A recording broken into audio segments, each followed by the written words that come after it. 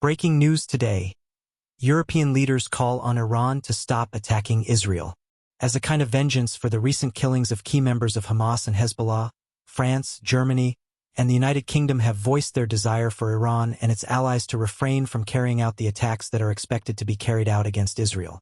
On Monday, the heads of state of the three European governments released a joint statement in which they demanded de-escalation and regional stability in the Middle East, as well as an immediate ceasefire. Following the death of Hamas political chief Ismail Haniyeh in Tehran and Fuad Shukr, a prominent commander from the Lebanese group Hezbollah, in Beirut, there has been a heightened level of anxiety on a global scale that the situation in Gaza may expand into a full-scale regional confrontation. Analysts told Al Jazeera that the fatalities, which have been attributed to Israel, might have an impact on the likelihood of a ceasefire agreement being reached to bring an end to the conflict in Gaza. We call on Iran and its allies to refrain from attacks that would further escalate regional tensions and jeopardize the opportunity to agree a ceasefire and the release of hostages, read the European statement, which was signed by French President Emmanuel Macron, German Chancellor Olaf Scholz, and British Prime Minister Keir Starmer. The statement was also signed by the European Union. In addition, the three countries expressed their support for the most recent efforts made by the United States, Qatar, and Egypt to mediate a ceasefire agreement in order to bring an end to the war that has been going on for 10 months.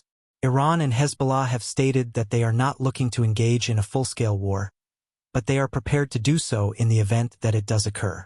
While Israel continues to attack Gaza, both parties continue to issue threats, despite the fact that demands for restraint are becoming more urgent.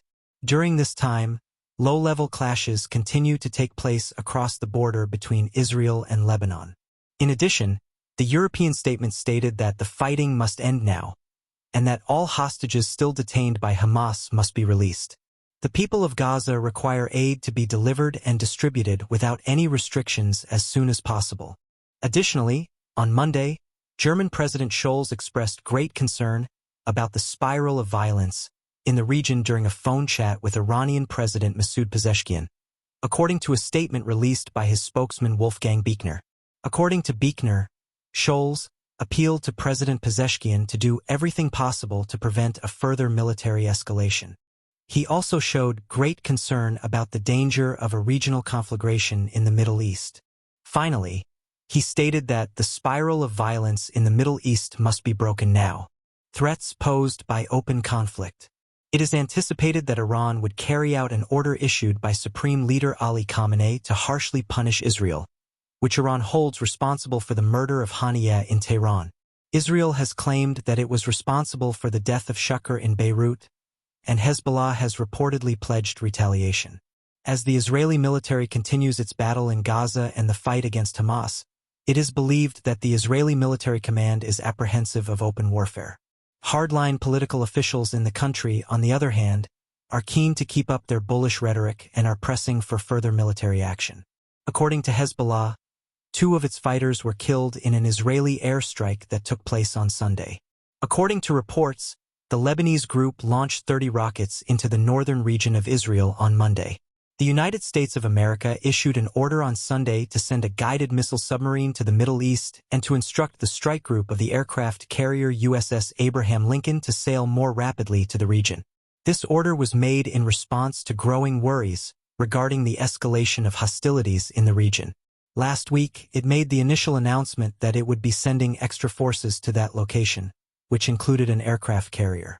The European statement came after a similar message was issued by the President of the United States, Joe Biden, the President of Egypt, Abdel Fattah el-Sisi, and the Emir of Qatar, Tamim bin Hamad Al Thani.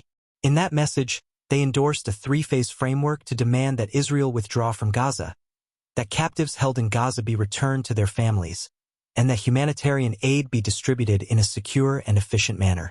While this is going on, the United States of America and all 3 European countries are continuing to import weapons from Israel. On the other hand, it has been claimed that the newly elected administration in the United Kingdom has virtually halted the issuance of new export licenses while it is under review.